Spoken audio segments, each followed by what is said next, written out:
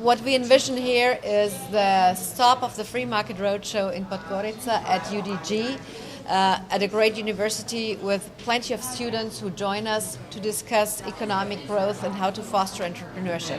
Naša vizija ovdje danas je Free Market Roadshow i danas naša stanica je Podgorica, Univerzitet Donja Gorica, divan univerzitet sa dosta studenta koji su posjetili današnja predavanja gdje pričamo o preduzetništvu i ciljevima kako unaprijediti preduzetništvo. And the first panel was about entrepreneurship and its enemies. Prvi panel bio je o preduzetništvu i neprijateljima preduzetništva. And we discussed how to set entrepreneurial forces free and powers free. I diskutovali smo o tome kako osloboditi preduzetništvo, odnosno snage preduzetništva. I think this is a tremendous opportunity to talk about the potential of the economy here and the potential to free up creative innovation in ways that haven't been possible before because of technology, because of the tremendous threats and opportunities faced in this region. Mislim da je ovo nevjerojatna prilika da se priča o preduzetništvu i kako osloboditi ovu kreativnu energiju uprkos novim tehnologijama koje su, da kažemo, pomjerili ove granice. We need to be careful that we don't have too much bureaucracy that reduces entrepreneurship, that hinders entrepreneurship, and of course we need free and competitive markets because these are preconditions for economic growth. Moramo paziti da ne treba imati previše birokratije koja će usporiti preduzetništvo. Za slobodu preduzetništva potrebno je To create economic growth. Da bi se stvorio ekonomski razvoj, potrebna je sloboda i manje barijera u preduzetništvu. Certainly the government has an important role primarily to stay out of the way of capital creation, to stay out of the way of job growth, to allow new ideas and new entrepreneurs to succeed in an open market.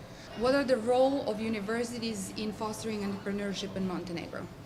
I think UDG is essential to this process so that you have trained students entering the workforce and understanding the principles of economics, the principles of innovation and entrepreneurship.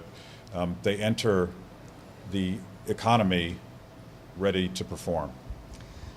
Univerzitet Donja Gorica nam može služiti kao primjer zato što studenti uče da budu spremni za nova radna mjesta, odnosno uče da budu spremni za svaku moguću situaciju na radnim mjestima.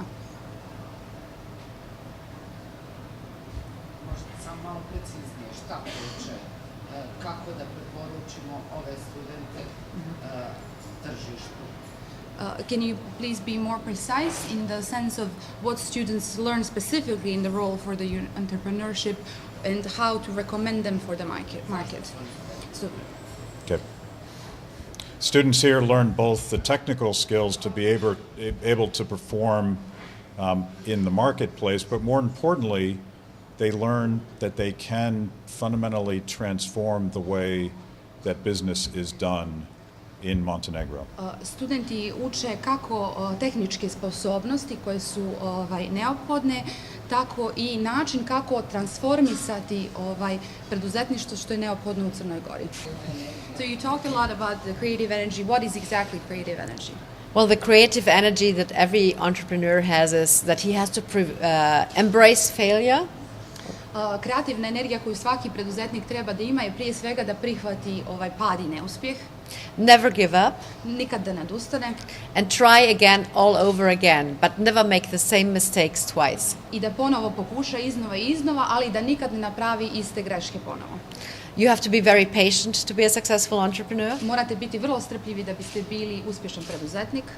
And you also have to embrace individual freedom and the belief in the basic principles that are being taught here at this university. I također morate biti spremni da prihvatite individualnu slobodu i osnovne principe kao što se uči na ovom univerzitetu.